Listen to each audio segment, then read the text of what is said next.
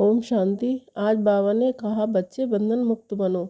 यदि कोई सूक्ष्म से सूक्ष्म तार में भी मन बुद्धि को बांधा तो उड़ नहीं पाओगे।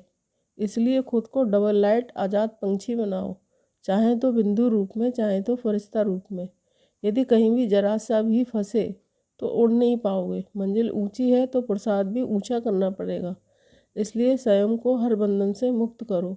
कोई छोटा सा बंधन भी बांध सकता है। देखो, खुदा खुद आया है आप थोड़े से बच्चों के लिए।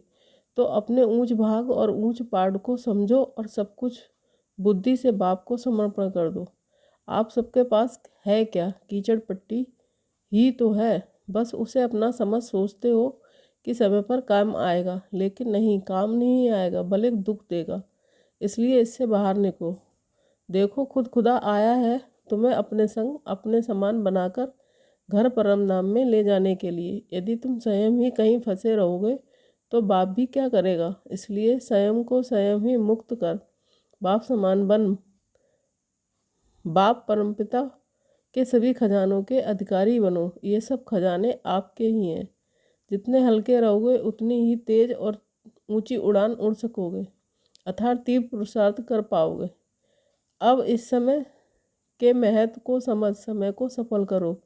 बुद्धिमान बच्चे ही ठीक रीति हर संकल्प को परख कर अपने पर अटेंशन रख ऊंच पुरुषार्थ कर रहे हैं। उन्हें प्राप्तियां भी बहुत जल्दी अनुभव होनी शुरू हो जाएंगी और बाप भी उन्हें ही सहयोग देगा जो हिम्मत रख बाप की हर श्रीमत का पालन कर रहे हैं।